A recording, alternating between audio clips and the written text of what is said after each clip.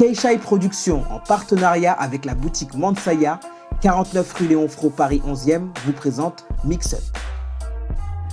Bonjour à tous et ravi de vous retrouver sur ce nouveau numéro. Aujourd'hui, nous recevons un artiste rappeur, parolier et entrepreneur, membre de la section d'assaut, le définissait comme étant le plus charismatique du groupe. Et pourtant, il fait partie de ceux qui se sont écartés de la scène musicale. Après 4 ans d'absence en tant qu'interprète, il revient sur le devant de la scène en solo. Sa mixtape La Propagande saison 1 est disponible depuis le 20 janvier. Notre invité de la semaine est Barak Adama.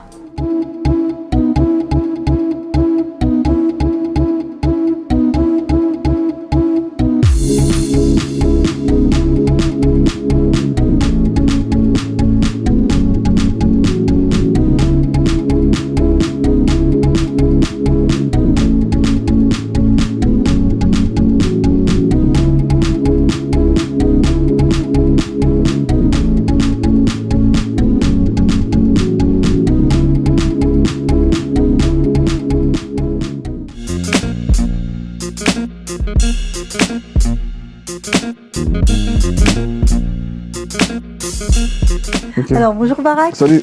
Merci d'être avec nous aujourd'hui, merci d'avoir accepté l'invitation. Merci de m'avoir invité. C'est normal, Yes. Écoute. Alors tu as 31 ans, tu as grandi à Paris dans le 9e arrondissement, tu es d'origine sénégalaise de par ton père et guadeloupéenne de par ta maman. bien renseigné. Ouais. Alors tu es rappeur, tu es parolier, tu réalises des albums. Alors pour en revenir un petit peu à tes débuts, tu as commencé donc avec les sections d'assaut dans les années 2000. Exactement. Donc, qui était au départ un très gros collectif et qui s'est au fur et à mesure réduit pour donner le groupe qu'on connaît aujourd'hui. Donc, H. Magnum d'ailleurs a joué un rôle important dans la section d'assaut puisque c'est celui qui vous a présenté à Dawala, des beatmakers, etc. Alors, un peu plus tard, le morceau qui a créé le buzz, c'est Antitectonique. C'est ça. Donc, pour ne pas passer pour des guignols, vous avez voulu montrer que vous saviez faire autre chose que de l'antitectonique. Rien à dire.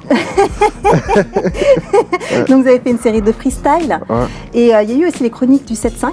C'est ça. Donc c'est ce qui vous a permis justement de vous faire découvrir par le public, de découvrir la section d'assaut et le style de la section d'assaut. Exactement ça. Alors est-ce que ça a été une école, une sorte de centre de formation finalement, la section d'assaut pour toi? Purement. À quel niveau? De tous les niveaux. Ça m'a appris à rapper, ça m'a appris à chanter, ça m'a appris à réaliser, ça m'a appris les interviews, ça m'a appris les polémiques. Oui, aussi. Oui. On a tout traversé, nous. Alors d'ailleurs, tu as arrêté pendant 4 ans la musique. Donc tu t'es un petit peu... En tant que chanteur. Voilà, en tant qu'interprète notamment. Donc tu as eu peur de te lancer en solo à cette période-là. C'est exactement ça. Et pendant ce temps, tu réalisais donc les albums de chaque membre de la section d'assaut, entre autres de Gims avec Subliminal, de Le Fab, Lakem. Tu as fait aussi, tu as travaillé aussi avec Dry, avec Masca Vita, un il peu. me semble. Masca, Vita aussi, Masca aussi. C'est vrai, Vita. Donc n'as-tu pas l'impression justement d'avoir vécu dans l'ombre des autres membres de la section pendant ces 4 années-là? Si j'ai eu l'impression? Oui. Non, c'est pas que j'ai eu l'impression. Je vivais dans l'ombre des membres de la section, sans aucun problème. Non. Parce que le kiff dans l'artistique, c'est de voir l'aboutissement d'un travail. Oui. Et comme j'ai travaillé avec eux, le fait de voir que ça a marché, j'en étais super fier, quoi. Alors la section d'assaut a apporté un nouveau courant musical. Donc au niveau du rap, donc notamment, il y avait beaucoup plus de flow, plus de technique. C'était un peu plus mélodieux. Donc à côté de ça, il y avait le rap de rue, donc le rap hardcore. Donc il y avait des gens comme Sefiu. On avait aussi le Ghetto Fab qui cartonnait aussi à cette époque-là. Le rap évolue constamment finalement, donc c'est vraiment un courant musical qui évolue constamment. Et on peut le voir aujourd'hui par exemple avec l'afro-trap. Donc ton côté justement, comment vis-tu ce changement, comment vis-tu cette évolution musicale? Magnifiquement, je suis super content. En fait, il faut savoir que quand il y a une victoire dans notre milieu, c'est une victoire pour tout le monde. Pourquoi? Parce que c'est des portes ouvertes, c'est des médias en plus, c'est des possibilités en plus, c'est 5 ans en plus, c'est 10 ans en plus à chaque fois, tu vois. Tu as l'impression justement que ça a évolué le rap entre les années 90 par exemple et aujourd'hui? Ah ouais, après t'as vu, j'ai pas vécu du grand public. Mais c'est clair, j'ai pas vécu les années 90, j'étais un petit auditeur à cette époque-là. Petit. Ouais. Mais je peux te parler des années 2000. Oui. Et les années 2000, c'était très fermé, tu vois. Déjà, il y avait un problème entre ceux qui faisaient du commercial et ceux qui faisaient du rap hardcore. Tu sais, c'était chacun sa catégorie, etc. Là, on ne se mélangeait pas avec l'autre. Là, aujourd'hui, on est en 2017, il n'y a plus rien, frère. Tu viens, tu mets ton son sur YouTube, ça prend pas. Ouais. Il y a, et tout le monde fait de tout, tu vois. Donc, ouais, moi je kiffe ce qui se passe, je kiffe voir les nouveaux. Je suis un puriste avant tout, tu vois, un passionné de cette musique. Et de voir qu'elle fonctionne très bien, ça fait kiffer. T'aurais pensé ça un jour? Penser que le rap pouvait se démocratiser comme ça, se populariser finalement? Ouais, moi j'étais sûr. Ouais. C'était sûr que ça allait arriver. D'accord. À partir du moment où nous on a explosé, une équipe de 7 Renois comme ça avec un Baptou, on prend des Energy Awards, nos sons super commerciaux, ça passe dans les quartiers ils sont là, ils chantent tous, et en même temps, les Français de pure souche, entre parenthèses, ils écoutent à fond et tout. On s'est dit forcément qu'il y aura des bébés sections d'assaut et que la musique, à partir d'aujourd'hui, elle changera, elle sera plus mélodieuse, on savait ça. D'ailleurs, vous étiez critiqué à l'époque par les personnes, par les puristes, justement. C'est normal. Vous ne comprenez pas le fait que vous mêliez le chant au rap. Quand il y a quelque chose de nouveau, c'est toujours critiqué. On se rend compte que c'est normal. Tout le monde le fait. Tout le monde le fait. Bah, quand il y a quelque chose de nouveau, tout le monde le critique. Tu vois, Jul aujourd'hui, c'est quelqu'un de critiqué. Et il y aura des bébés Jul demain. Et on comprendra plus de critiquer Jul. Et demain, les bébés Jul critiqueront un nouveau phénomène. Ouais, c'est toujours comme ça. Alors, quand vous avez présenté le titre Désolé, justement, c'est à ce moment-là que vous avez été victime des railleries de la part non, c'est pas au moment de Désolé. Désolé, c'est un son qui a tourné partout. Et par les puristes ? Bien sûr, même par les puristes, par tout le monde en fait. Celui-là, il n'a pas du tout été critiqué. C'est peut-être le morceau qui a été le tube de Section d'Assaut qui a mis le plus d'accord tout le monde. On recevait des lettres des mecs de tôle, des témoignages. Quand on faisait des concerts en prison et tout, tous les mecs de tôle, ils étaient là, ils étaient à fond dans Désolé. C'était le tube par excellence à l'époque. Vous avez quand même une image qui est, on va dire, lisse en fait, finalement. Ouais, bah après, on n'est pas brut. Je pense pas. Hein. Après, je parle de section d'assaut, pas des membres. Oui, bien sûr. Section d'assaut, hein, parce qu'après, chaque membre est différent. C'est différent. Et la musique d'ailleurs de chaque membre, d'ailleurs la tienne est différente de la section d'assaut en soi. Hein. Alors, tu as eu 4 ans d'absence en tant qu'interprète sur la scène musicale. Tu as d'abord décidé de mettre en place une mixtape avant un album. Est-ce que tu appréhendes un petit peu ce retour sur la scène? Non. J'appréhende pas, mais avant de sortir un album, etc., je tiens bien à me présenter, à présenter mon monde, parce que faut bien appuyer que quand même, je suis complètement différent de section d'assaut quand on est en groupe. C'est un peu la cour de récré quand on est en groupe. Mais quand moi tout seul, c'est un autre monde, et donc du coup, je dois chercher un public à moi, tu vois, qui n'est pas forcément celui de la section. C'est sûr. Et voilà, et ça prend du temps. Et moi, je suis pas quelqu'un de pressé. Donc, et j'ai plein de morceaux de côté. Une centaine d'ailleurs, que tu as mis de côté. J'ai beaucoup de morceaux de côté. Vu que je suis tous les jours en studio, enfin tous les jours, au moins dans la semaine, je suis au moins 3 fois en studio. Ah oui, quand même. Ouais, minimum, tu vois. Donc, j'ai tellement de sons que, voilà. Je vais les passer petit à petit dans les mixtapes, etc. Donc j'ai besoin de donner du contenu avant de sortir un album, etc. Et puis moi, pendant ces 4 ans, justement, vu que j'ai réalisé pas mal d'artistes, etc., bah, du coup, ça a augmenté encore plus ma palette. Complètement. Et donc, tout simplement, il fallait que je le montre. D'accord, donc il y a un petit peu d'électro, de la trappe. Électro, je sais pas si on peut appeler ça de l'électro. Mais ouais, il y a de la trappe, il y a de la... Ils sont très posés. Moi, mon univers, il est plutôt chill, tu vois, il est plutôt posé, tu vois. Il y a de l'afro chill, chill, tu vois, c'est posé, tu vois. Donc en fait, tu ne pourrais pas vraiment définir un univers musical. Ton univers musical, c'est vraiment un mélange. Chill. Chill. Et tu t'es donné quand même des deadlines pour la sortie de l'album Non. Non. Je me suis donné des deadlines pour la sortie des mixtapes. D'accord. J'ai envie de le sortir tous les 3-4 mois, tu vois. D'accord.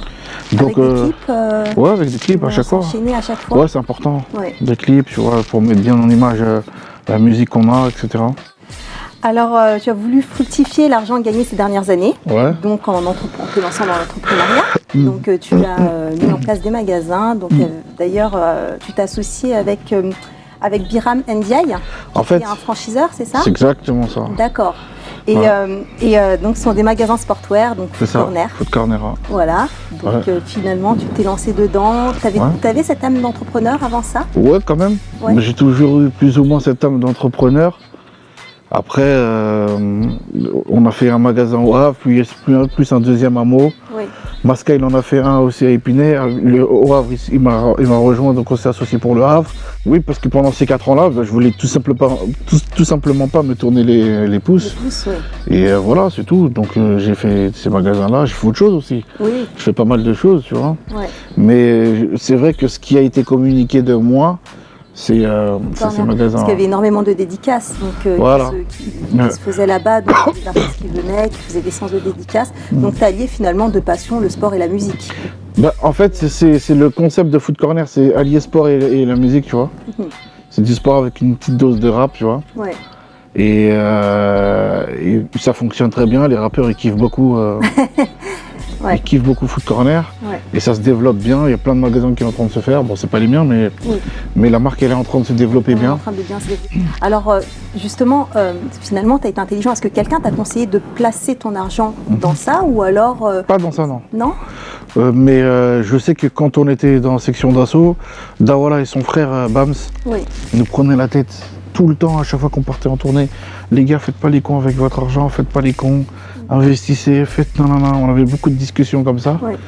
Et donc c'est resté dans ma tête, tu vois. Donc dès que j'ai arrêté, c'est ce que j'ai fait en premier. Oui, parce que tu étais jeune en plus à cette période-là. Ouais. Donc tu aurais pu aussi justement perdre les pédales et puis ne pas penser à investir. Ouais, bah. Ouais. On est obligé à ce moment-là, la musique après, c'est un temps. Bien sûr. Tu te sens concerné par une cause humanitaire également. Donc c'est celle des talibés. Les talibés sont les enfants de rue du Sénégal. Donc avec l'association ADER, tu as décidé de les aider. Pour expliquer un petit peu de quoi il s'agit. Ce sont des enfants qui sont issus de familles pauvres. Donc ces élèves doivent apprendre le Coran dans une dara, donc les écoles coraniques. Ouais. Et donc ce sont les marabouts, alors les imams qui leur apprennent ça. Certains sont asservis, ils deviennent parfois des domestiques. En fait, il y en a d'autres qui vivent des violences finalement. Voilà. En fait, le truc, c'est que les talibés, c'est pas que des enfants de rue. Oui. Les talibés. Oui. Mon père, normalement, c'est un talibé. Ça veut dire élève à la base. Voilà, ça veut dire élève. Voilà. Ouais. Mais toi, c'était des élèves qui sont justement qui se retrouvent dans un. En fait, nous, c'est plus loin que ça. C'est juste les enfants de rue, tout simplement. D'accord. Et dans les enfants de rue, tu trouveras, oui, des talibés qui ont été abandonnés. Oui. Pour la plupart, tu trouveras des talibés. Mais tu vas trouver des gens c'est des enfants de chrétiens. Oui. Tu sais, il y a des enfants d'animistes ou quoi. C'est pas forcément des gens qui sont, tu vois, c'est des enfants de rue, tu vois. Enfants de rue, d'accord. Et donc le but de cette association, c'est de scolariser ces enfants, de leur donner une bonne éducation et de les former pour que ça devienne les futurs hommes du pays demain. Qu'est-ce qui t'a touché dans cette cause? Pourquoi avoir parrainé cette association plutôt qu'une autre finalement? Parce que depuis que je suis tout petit, je vois ça au Sénégal et ça me touche et je me suis toujours dit quand je serai grand, je ferai quelque chose. Si j'en ai la possibilité. Ouais. J'estime qu'aujourd'hui j'en ai la possibilité. Donc j'y vais quoi. Ouais. Ouais. Simplement. Est-ce que tu as d'autres projets à venir? Est-ce que j'ai d'autres projets à venir? Ouais, on a toujours des projets. Après, je suis pas trop quelqu'un qui aime parler du futur, Oui.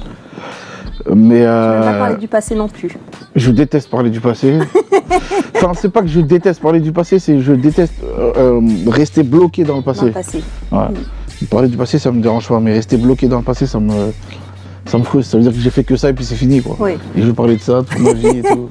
Non. Donc Mixtape qui est disponible depuis le 20 janvier. Yes. Voilà. Depuis le 20 janvier. Et puis écoutez, je vous invite à écouter si vous voulez connaître à peu près Baraka Dama, je vous invite à écouter. Je pense que tout le monde veut connaître Baraka Dama. Je sais pas si tout le monde veut connaître. Si. Donc je pense que tout le monde viendra écouter. Mais j'espère en tout cas. Merci beaucoup. Merci à vous. Alors Baraka Dama, un petit rituel s'impose en seconde partie d'émission. Yes. Tu seras face au miroir et donc face à toi-même. On y va. Ton alter ego est celui qui te connaît le mieux, le plus.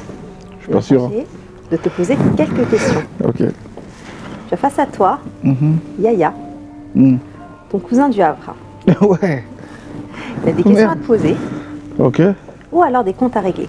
Mon cousin. Ok. Ton père est ton plus grand modèle. Que t'a-t-il appris et que t'a-t-il enseigné? Mon père, il m'a appris la combativité. C'est un combattant. C'est un mec qui lâche rien. Et il a une fierté hors norme. Et il me l'a retransmise. Donc nous, on n'a pas l'habitude de se s'avouer vaincu. On se bat tout le temps. Et quand on ne croit pas en nous, c'est le meilleur moteur qu'on a, c'est quand on ne croit pas en nous. Ça, c'est quelque chose qu'on a chez nous, qu'on a développé. C'est ça qu'il a développé, mon père chez moi. Je me rappelle qu'il me disait, n'accepte jamais d'être dernier de la classe, qu'il y ait des gens derrière toi. Détestais ça. Même quand j'ai eu mon bac et que je voulais faire une petite année sabbatique, chaque matin à 8h, 9h, il me levait, coup de pied dans les fesses, vas-y va travailler, je trouve quelque chose et tout. Et voilà. Alors tu es Peul. Ouais. Il y a environ 30 millions de Peuls en Afrique.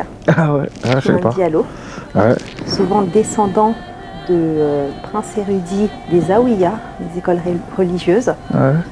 Alors le point cardinal souvent des Diallo est le jaune, l'air, la fluidité et la sagesse. Que peux-tu nous dire de ta culture? Je savais pas de ça. Bah écoute, ce que je peux dire de ma culture, c'est que c'est vrai que nous, les Peuls, on est conservateurs, très conservateurs. Et on a la phobie en fait, on a peur que la culture Peul disparaisse. Donc on a tellement peur qu'ils se marient qu'entre eux, tu vois. Mais sinon, eh ben, écoute, je suis très fier de mes origines, j'aime beaucoup ma langue. On a les plus belles femmes d'Afrique chez nous. Et voilà. Pourquoi les Renois qui réussissent n'aiment pas épouser les femmes noires? C'était l'un de tes tweets. Ouais. Je te pousse à la réflexion. Je te laisse nous donner ton avis sur la question. J'ai pas d'avis, c'était pour ça que j'ai posé la question. Je me dis, mais pourquoi les Noirs? C'était une question super sincère, hein. C'était sur le coup. Je dis, mais attends, mais. Parce que j'ai vu une photo de l'équipe de France, et comme il y a beaucoup de Renois en équipe de France, et je voyais que bon, ils épousaient des épouses blanches, bon, tant mieux, peut-être qu'ils kiffaient tout simplement. Mais c'était une question sincère. Je dis, mais pourquoi nous, les Renois, on prend pas de femmes noires Et c'est une question, souvent quand j'ai des questions comme ça, que je me pose vraiment, et ben je les pose sur internet, sur Twitter. Et j'ai pas vraiment de réponse sur ça.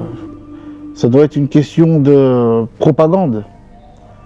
Parce que voilà, depuis qu'on est petit, nous on a grandi devant Alerta Malibu. Donc je pense qu'on s'est dit, dès que je vais grandir, je vais avoir une go comme ça.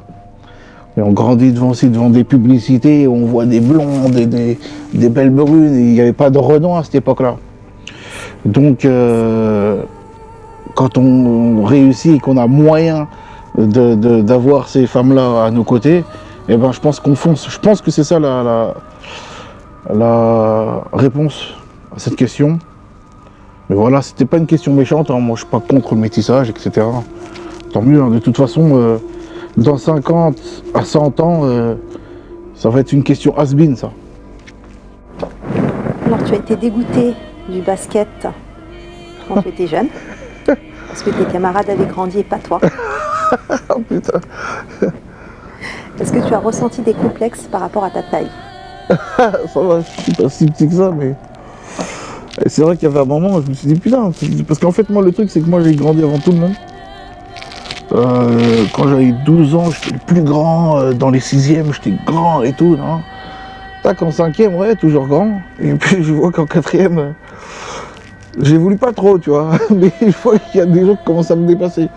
Je me dis, oh, bah écoute. Et puis, mon médecin, ce bâtard-là, il m'avait menti. Il m'avait dit que, d'après vos os et tout, vous allez faire entre 1m84 et 1m90.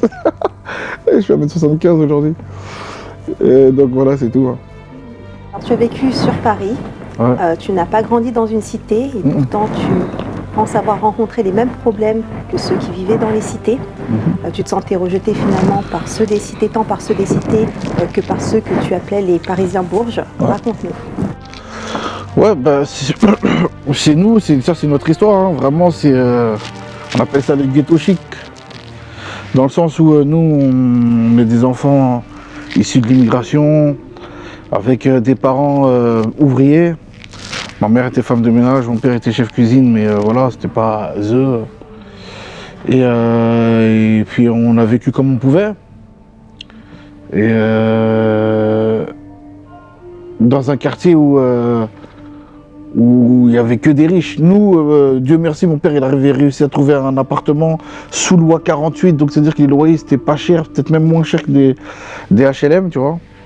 Et donc du coup, dans ces quartiers-là, nous on se retrouvait dans les squares. Et dans les squares, tu retrouvais tous ces jeunes-là, issus de l'immigration et issus de la pauvreté aussi. On les retrouvait tous dans ces squares-là et tu trouvais une quinzaine, vingtaine de jeunes regroupés, c'était nous. Et au final, quand tu es en classe et que t'entends « Ah, moi j'étais au ski, moi j'étais là, à Noël j'ai eu ça, et tac, que dalle, nous rien, tu vois.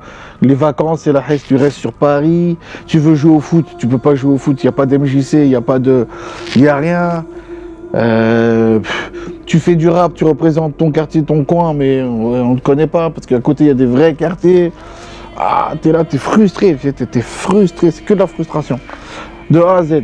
Tu vas aller chez les repos, les mecs comme toi, ils te négligent, tu vas chez les riches, ils te négligent. Donc on reste entre nous. Et on crée notre délire, notre truc, tu vois, qu'on appelait les ghettos chics.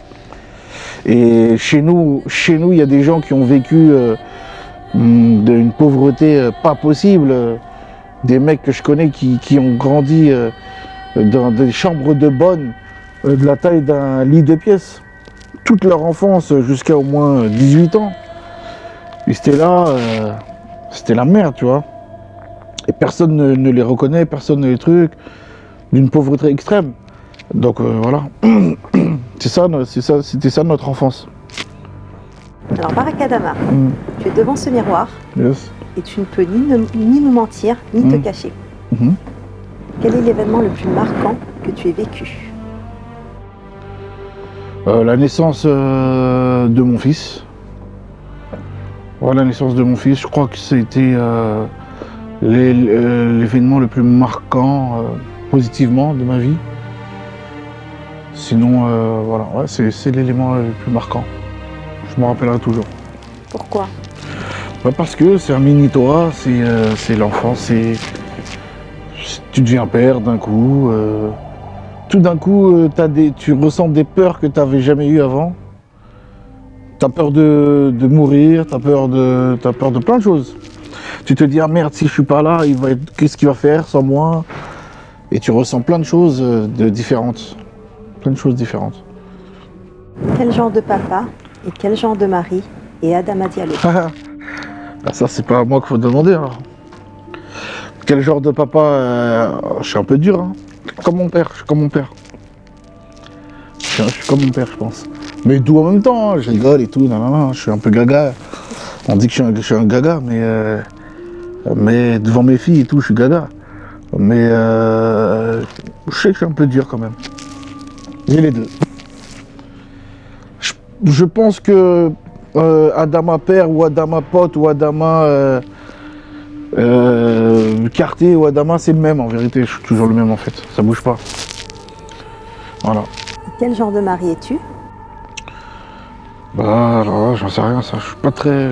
Je sais pas. Je suis un peu pudique dans les trucs comme ça, je sais pas. Je sais pas quel genre de mari je suis. Je sais pas. Attentionné peut-être, on va dire, je sais pas.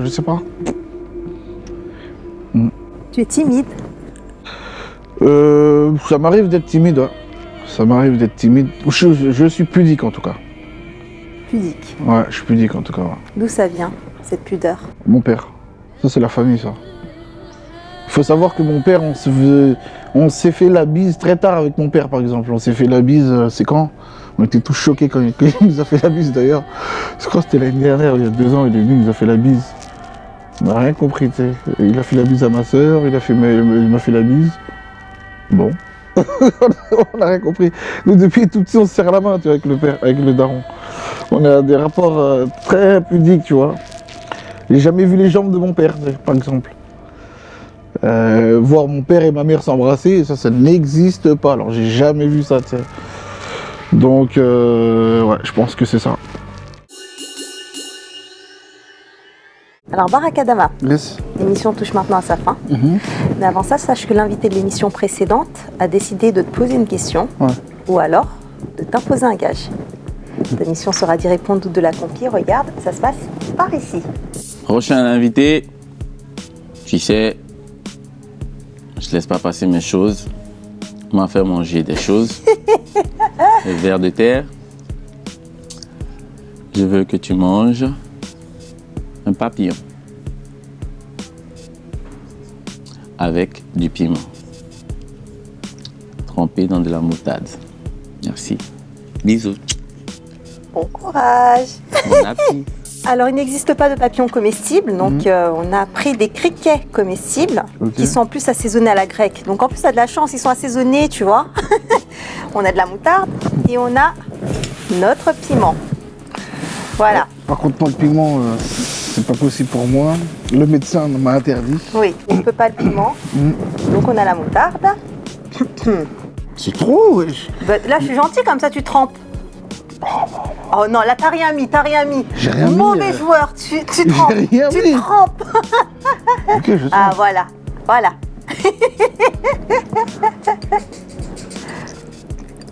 Bismillah.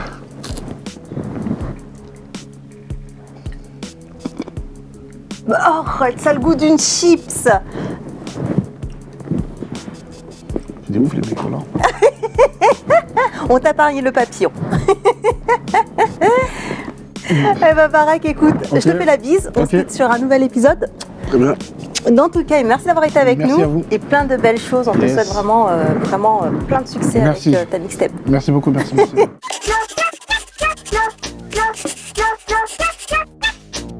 Eh, Bouanka, tu manges pas? Tu as la diète? Je ne suis pas à la diète. Ben, tu fais quoi alors? Tu manges pas aujourd'hui? Qu'est-ce que tu manges, toi? En tout cas, moi je t'aime, tu sais toi-même. Moi, les femmes comme toi, j'aime. Tu es bolite. Tu vois les bolites? Bolite. Oui, tu es vaste comme ça, les femmes. Non, c'est dans le bon sens. Tu vois, tu es imposant. Tout le monde te voit. Quand tu te mets sur la fenêtre, tu fais le truc d'échafaudage là. Donc, tu es belle. Moi, t'inquiète pas. Moi, c'est l'appréciation totale. Oui. Tu sais, tu es bienveillante. On te regarde derrière, on te voit. Dans l'autre porte, on te voit. Donc, tu passes pas inaperçu. Moi, j'aime ça. En tout cas, la diète, ça fait du bien. Ça fait du bien. On aura plus de place ici derrière. Parce que là, on ne peut pas. 2 personnes, on ne peut pas. Bouanka, moi, c'est foutu.